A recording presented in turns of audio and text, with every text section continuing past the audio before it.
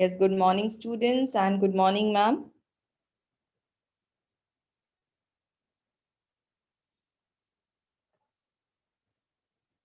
As I have to start my lecture of Science 2, so I am sharing my screen there.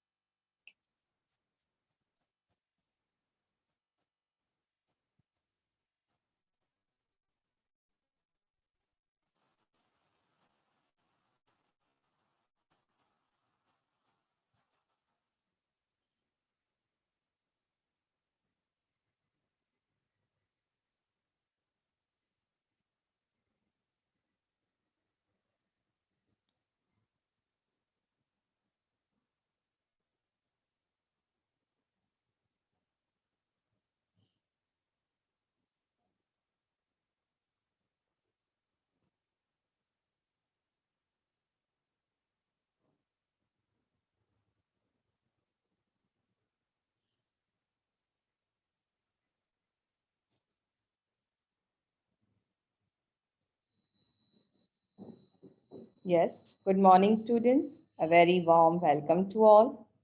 As from Brun Mumbai Municipal Corporation Online Education English Medium, I am hereby and myself Jai Shri Jaswal. I am from Chinchali MPS, that is from Malad West. I am hereby to teach you a subject Science 2 of class 9. As students, in our previous session, I have explained you about the topic that is coordination and control. In that, we have seen many definitions as that there was a definition of control, that is systematic regulation of different processes can be called as control, and bringing about the different processes in a proper sequence can be called as a coordination. We have seen the term homeostasis. We have seen the coordination in plants where the tropic movement is done, phototropic movement, hydrotropic, then chemotropic, and the movement which is related to growth, which is said to be as a growth relevant movements. Then we have seen various different examples of plants in which we have seen that there is not related to the growth movement, and so it is called as a growth irrelevant movements. After that, we have seen the coordination in a human being, where this coordination is performed by the two systems in our body, and they are nervous control and chemical control. And yesterday we have seen in brief the nervous control, in which the main special types of cells that are neurons and how does they work, how it is formed, how it is looks. We have seen all the chemical process, the how the message is passed to the each and every neurons, and how we respond to the stimuli. Yes, these topics we have seen. After that, we have seen the different types of nerve cells that are, yes, sensory neurons, motor neurons, and association neurons. So, students, today we are moving further for the topic that is the human nervous system. Yes, yesterday we have studied about the nerve cells, neurons, but today we are going to study about the human nervous system. As students, this human nervous system is divided into three parts. In how many parts? Into three parts. So the first part, it is central nervous system. First system is central nervous system. See, the central nervous system consists of brain and spinal cord. Up till here, you have to keep in mind this. If the word comes central nervous system, the first thing should come in your mind is that central nervous system means it is related to brain and spinal cord. This is the first type of system. Then the second type of nervous system is peripheral nervous system. Peripheral nervous system, it consists of what? It consists of the nerves originating from the central nervous system. That means the nerves which is spreaded all over the body, it is said to be as the peripheral nervous system. Here, who works? Here, the nerves which are originating from the central nervous system, they start their work. Okay. Then, what is the third type of nervous system? See, it is autonomic nervous system. Now, what is autonomic system? It consists of nerves of what? Involuntary organs. Now, what are the involuntary organs? For example, heart, lungs, stomach, etc. Yes, students, up till here you understand that our human nervous system is divided into three parts. First one is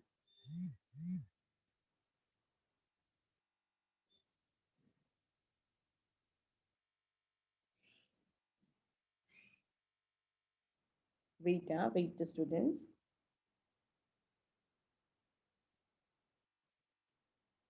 Okay. What are the how this human nervous system is divided? It is divided into three types. That is central nervous system. Central nervous system means it is related to brain, spinal cord. Second is peripheral nervous system. It means the nerves which are originated from this brain and spinal cord. It consists of peripheral. Yes, peripheral consists of the nerves which are originating from the central nervous system. And what is autonomic nervous system? It consists of the nerves of involuntary organs like, now what are the examples of involuntary organs? Examples are heart, lungs and stomach. Yes, students, now we will see in brief about the central nervous system. What is the short form of central nervous system?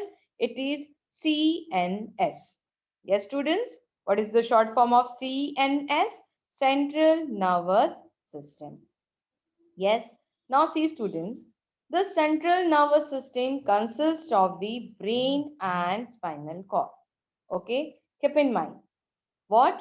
Whenever this term comes, central nervous system means it consists of the brain and the spinal cord. Understood? This, the organization of the brain is extremely delicate and highly evolved. As we are knowing that our brain is made up of very soft tissues. Yes. And it is so delicate. Yes. So for protecting it, for the protection of this brain, what is needed? Some hard material. So it is covered by a skull. Yes. And one more term it is a cranial cavity. So the brain is the main controlling part of the nervous system and it is safely located in the cranial cavity. Yes. What is cranial cavity? It is a hard covering to the brain for the protection of the brain. Yes. Now see in this picture, what you are able to see? That a brain, see the white portion and the blue portion. Okay. That white portion inside, it is a brain and it is covered with the skull portion. With the skull portion.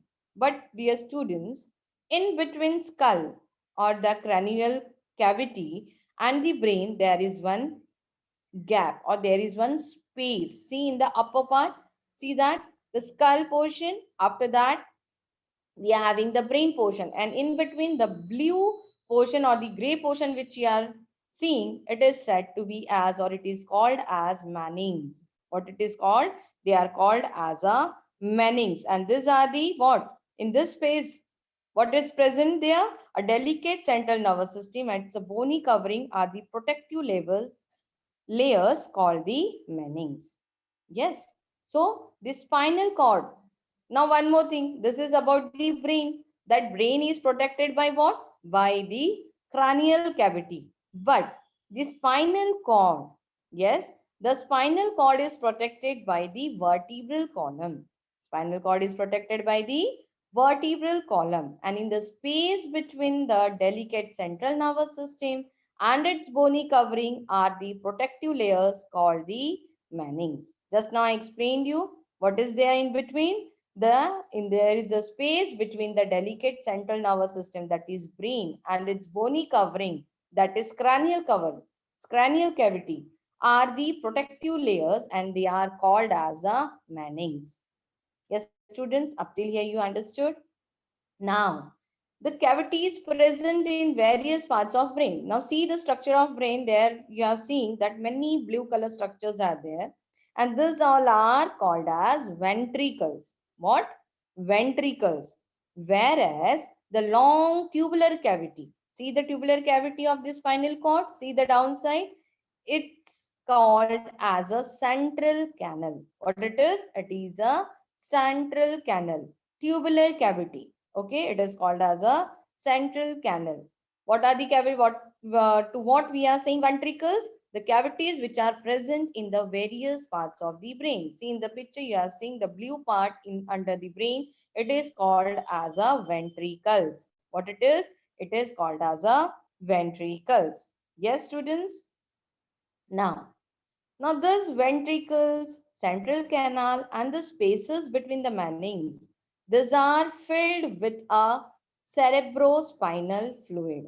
Yes, this all these spaces, all these cavities are filled with a fluid which is called as a cerebrospinal fluid. What it is? It is a cerebrospinal fluid, and which is very protective in nature. The cerebrospinal fluid, it is very protective in nature. As what is its function? This fluid supplies nutrients to the central nervous system. What is the first function? That this fluid supplies nutrients to the central nervous system. And second is, this one is also the most important, that it protects it from the shock. If suppose any time if we are getting any jerk or any shock to our brain, this fluid protect us from the that shock.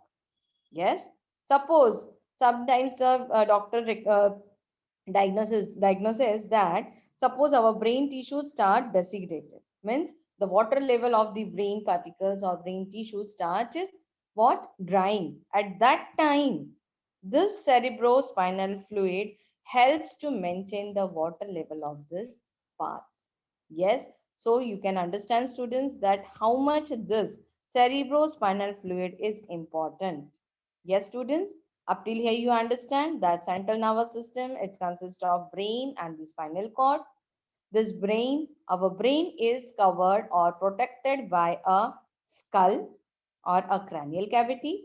But in between skull and our brain, there is one layer which is called as manings.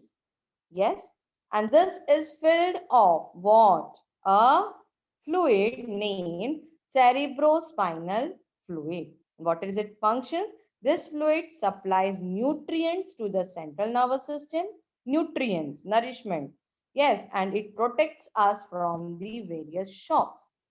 Yes, up till here you understood. Now, see in this picture that cavities present in various parts of the brain are called as ventricles, but whereas the long tubular cavity, see in this picture that long tubular cavity of the spinal cord is called as the central canal, and this portion is covered by the vertebral what? By the vertebral column. Yes, students, up till here you are understanding.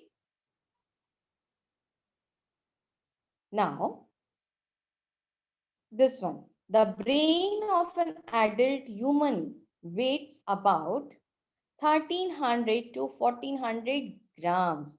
So what is the weight of a human? An adult human brain, it is 1300 to 1400 grams.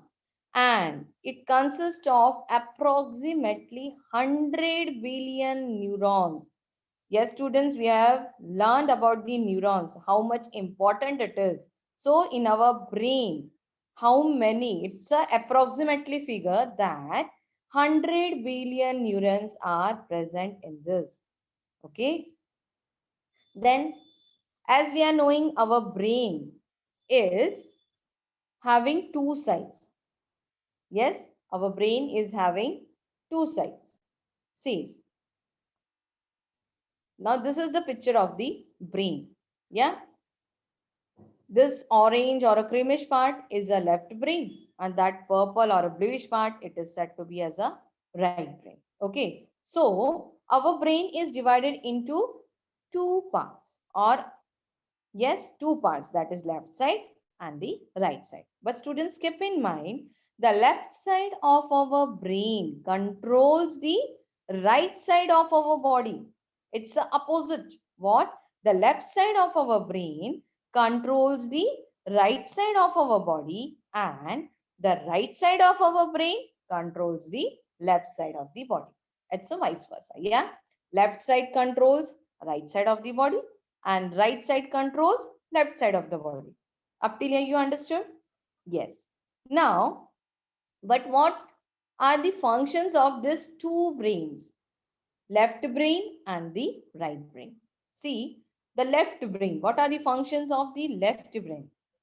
First thing is analytical thinking. Second, logical thinking. Third one is language. Then fourth, science and mathematics. About this, all this thinking, analytical or logical or the language and about the science and maths, it is done or it is performed by our left brain. Keep in mind, from the left brain. So what is the function of the right brain? It is about the holistic thinking. Yes. Second is intuitions. What is the things which we are thinking about the futures? Yeah, this is intuitions. Then creativity, art and music, all the things which comes under the creativity is about the designing or planning and all this comes in the creativity. If the question is asked that write the functions of the brain, you can write everything, but if it is mentioned write the functions of the left brain or right brain, so students, you can write in this way, that it performs the analytical thinking and all. So you can take the screenshot if you want. So up till here you understand that in addition it is written that the left side of the brain controls our speech and conversation, writing, logical thinking, etc. Whereas the right side controls the artistic abilities. In short, it is given. If you want in brief, you can take the screenshot so that you can understand how the our brain works. Yes, students? Then, as we are knowing, our brain is made up of four things. So first part is a cerebrum. What it is? Cerebrum. Yes, this is the largest part of our brain. Largest part. And it consists of two cerebral hemispheres. Means what? They are divided into positions. They are divided into two cerebral hemispheres, and these hemispheres are joined with each other with the help of tough fibers and nerve tracts. We will see in details with the help of the pictures. Yes, what? That first of all, keep in mind what is the cerebrum. This is the largest part of our brain. Yes, students? And it consists of two cerebral hemispheres. How many? Two cerebral hemispheres, and these hemispheres are joined with each other with the help of tough fibers and nerve tracts. Yes. Then the cerebrum occupies two-thirds of the brain. Means if our brain is there, how much part it is covered by the cerebrum? It is two-thirds. Hence, it is called, also called the large brain. Cerebrum, it is called as a large brain. Yes. Now see this picture of the cerebrum. See how many colors you are observing? 1, 2, 3, and 4. Yes, students. Red, It's a purple, then green, and the orange. Now, why it is shown in this way? Because the cerebrum, yes, it is divided into four lobes. This red part, it is called as a frontal lobe. What it is? It is a frontal lobe. That the purple part, it is a parietal lobe. What it is? A parietal lobe. See the green one downside? It is a occipital lobe. Yes, what it is called as a occipital lobe, and the downside, that orange part, it is called as a temporal lobe. Up till here you understand it is divided into four parts, that is frontal lobe, parietal lobe, occipital lobe, and temporal lobe. But in between these two, frontal lobe and the parietal lobe, there are some deep projections. They are called as a grooves, or the dark lines, they are called as a grooves. Yes, seen on all the part of the cerebrum, all the dark lines are seen. They are called as a what? Grooves. Okay, but the deep lines are called as a sulcus. Sulcus. So the divisions between the frontal lobe and parietal lobe, there is a dark line with a deep structures. They are called as a central sulcus. Yes, the division between the parietal lobe and the occipital lobe, it is said to be as a parieto-occipital sulcus. Yes, then the division or the partition between the occipital lobe and the temporal lobe, it is called as a pre-occipital notch. It is not that so deep, so it is said to be as a pre-occipital notch. Up till here, you understand how the cerebrum is divided into different lobes and what are grooves, what are sulcus. Yes. So, students, we will move further. So, its surface has deep, irregular ridges and grooves, which are called convolutions. Yes. In a common words, when we unite all these words, deep, dark lines, irregular ridges, and grooves, in a group, it is called as a convolution. What it is called? It is called as a convolutions, or they are called as a foldings. As you are knowing, this foldings or this convolutions or the number of folds, this depends. If the number of folds are more in number, it shows that the IQ of a person is more. Yes, all these convolutions shows the IQ of a person. Yes, so convolution increases the surface area of the cerebrum, and therefore a large number of nerve cells can be accommodated.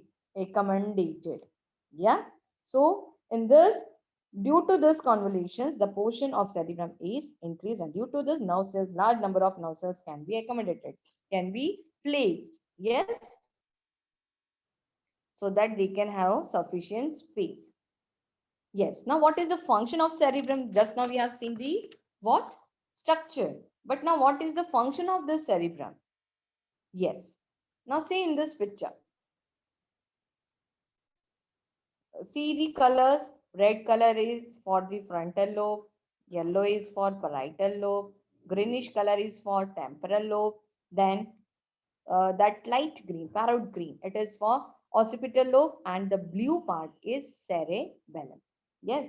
Now there is various functions. See that frontal lobe, what it performs, it is used for, or it's what are the functions? It performs smell, speech. Yes, it controls speech, it controls concentration, planning, then problem solving, and the motor control. Motor control means what? All the activities which is performed by the body, it is done by this frontal lobe. This, then what is the function of that parietal lobe?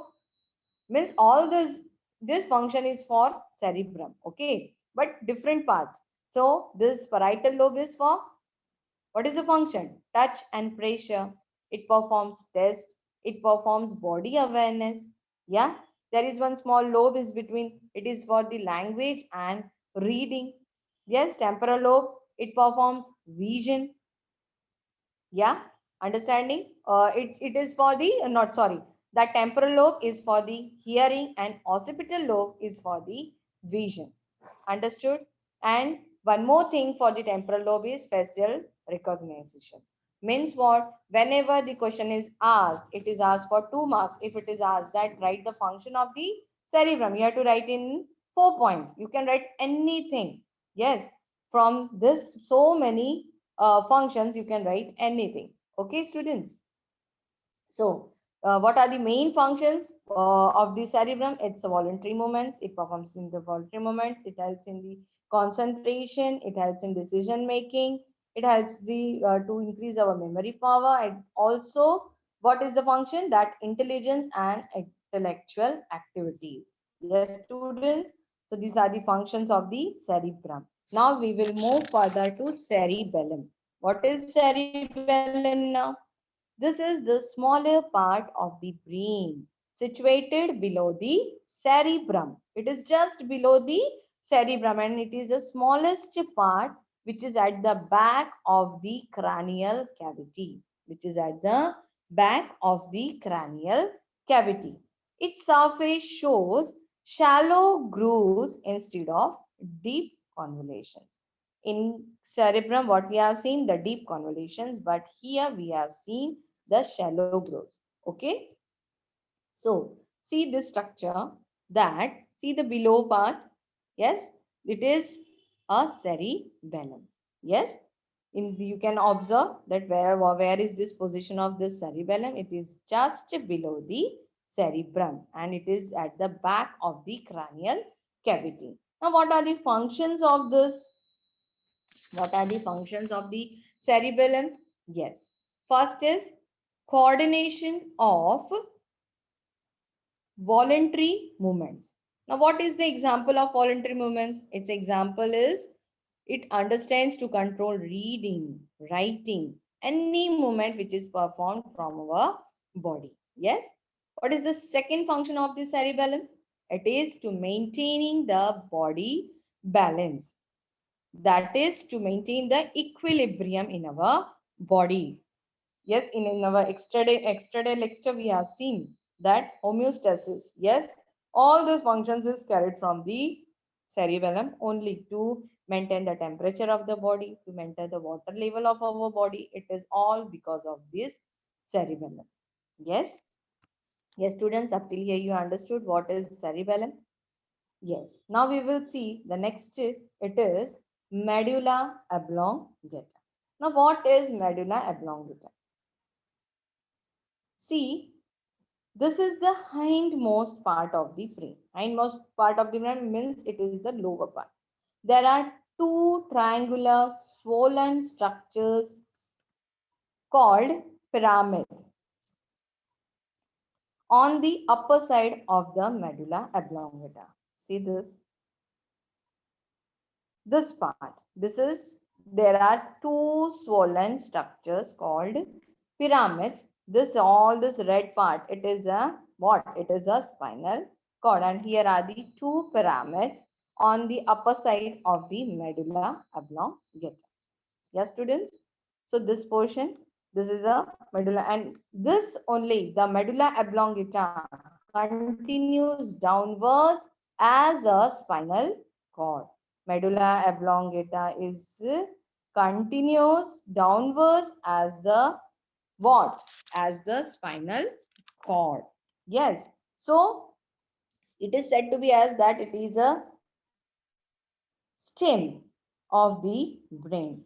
And this medulla oblongata only continues as a spinal cord. Okay. Now, what are the functions of the medulla oblongata? What are the functions of the medulla oblongata? First main function is what? It decreases or it controls of involuntary activities. Involuntary activities mean what? The activities which are not our control. Yes, not in our control. Like what? The beating of the heart. Yes, blood circulation, breathing, sneezing, coughing. Yes, salivation, etc. All these things it is performed by the medulla oblongata. Means what? These are the things, or these are the activities which we don't do on our own, but it is done. Beating of heart, when we are saying that heart stop, will it stop? No. Why? Because it is under the control of medulla oblongata. The beating of the heart, the blood circulation, breathing, sneezing, coughing, and one more. What? The opening and closing of our eyelashes also. Yes or no? It is also. So this is the function. These are the functions of our medulla oblongata. Yes. Now we will move further to the topic spinal cord. Yes. Now what is a spinal cord? Just now we have seen that this medulla oblongata only continues downwards as the spinal cord. Yeah. Now see in this picture. See that green part, it is a spinal cord. Yeah. The spinal cord is a part of a central nervous system and it is held within the vertebral column. Yes, it is a part of what? It is a part of central nervous system and it is held within the vertebral column. As our brain is protected by a skull or a cranial cavity, our spinal cord is also protected or covered within the vertebral column. Yes. So, now how it appears. See, it is slightly thick but gradually tapers towards the end. See, if you are seeing in this, from upper side it is what thick, but as it goes down and down, it start becoming thin. Yes.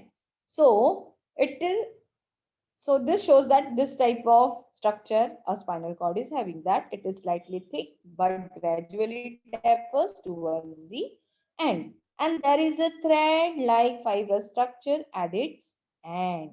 In the end, there are thread-like fibrous structures and it is called as what? They are called as phylum terminally. What?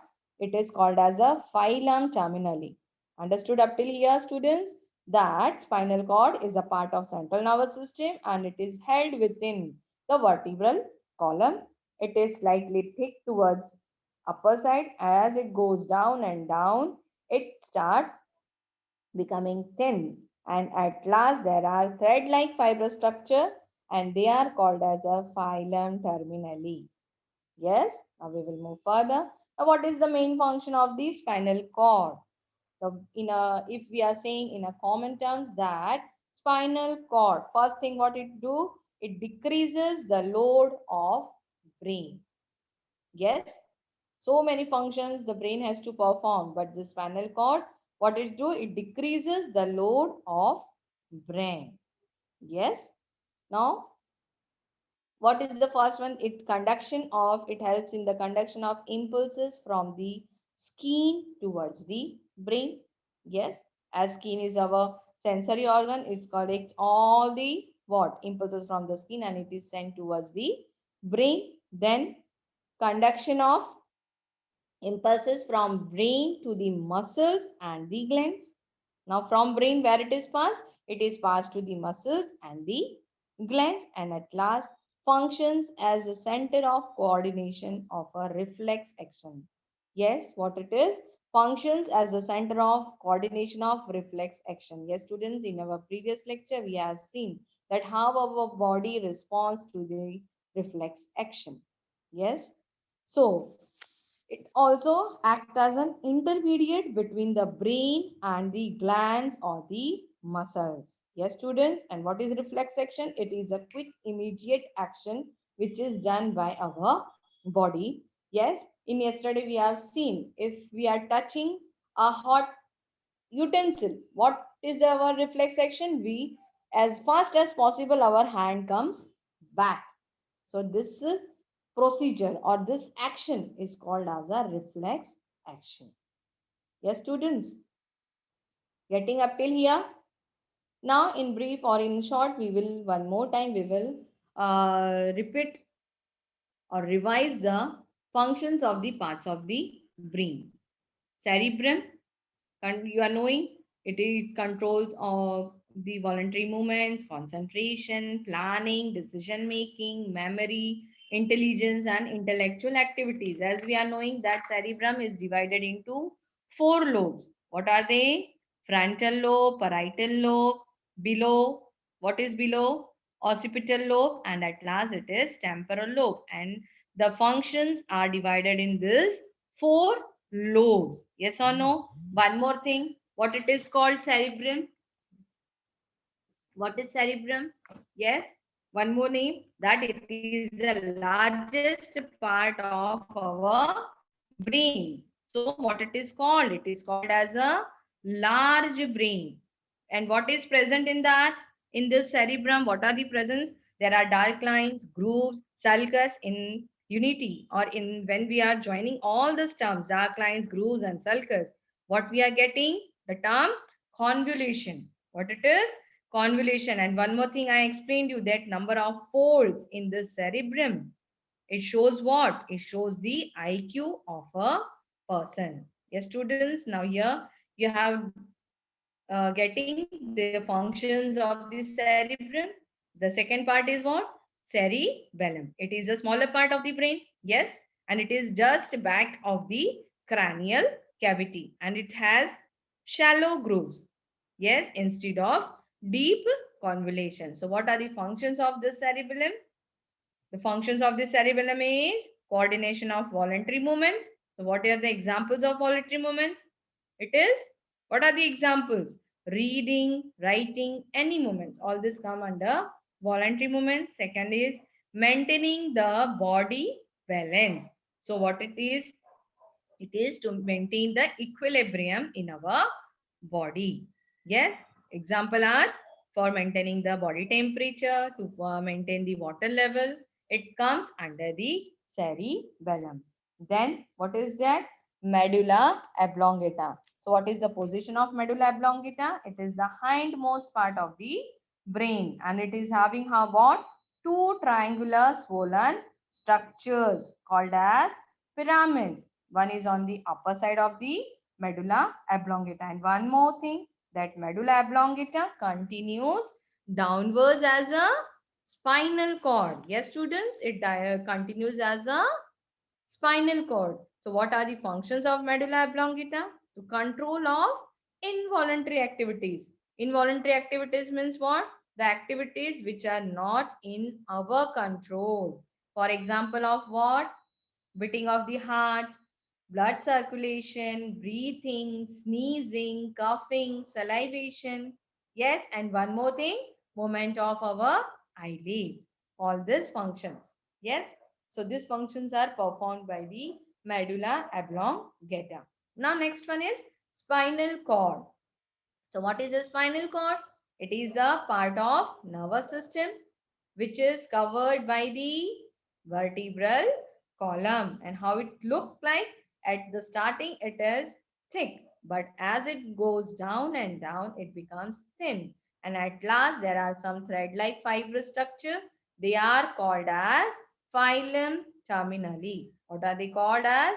Phylum terminally. And what is the function of this spinal cord? First thing, it is that to decrease the load of brain, or to decrease the load on the brain. As it, what it is, it acts like an intermediate between the brain and the glands or the muscles. So what is the first function of this? Conduction of impulses from the skin towards the brain. Then conduction of impulses from brain to the muscles and glands, and at last the functions as a center of coordination of a reflex section.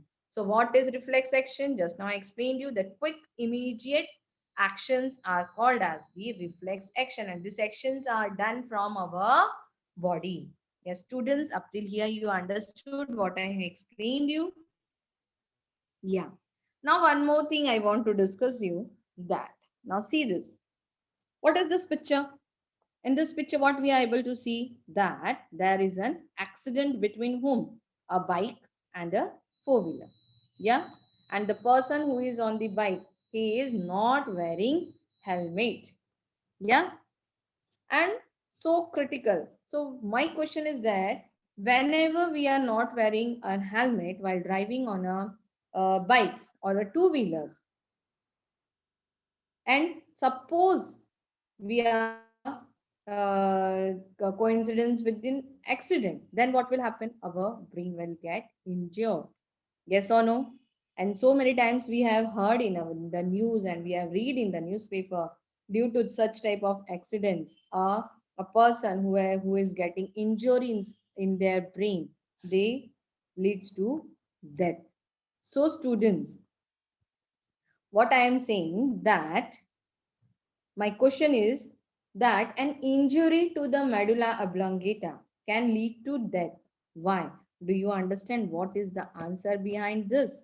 As we just now we have seen that medulla oblongata controls all the involuntary activities, just like what? Beating of heart, blood circulation, breathing, sneezing, coughing, salivation, everything.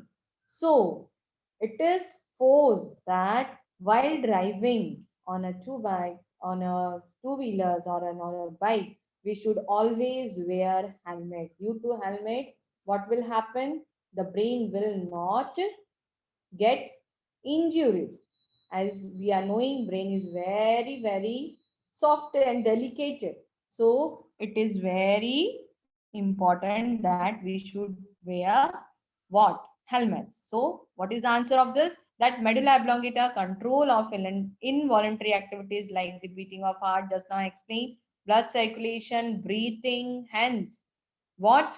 Injury, this all, an injury to the medulla oblongata can lead to the death of the person. So my dear students, I request you all to convey this message to your parents, to your elder brothers and all, to wear helmet while driving on bikes and all.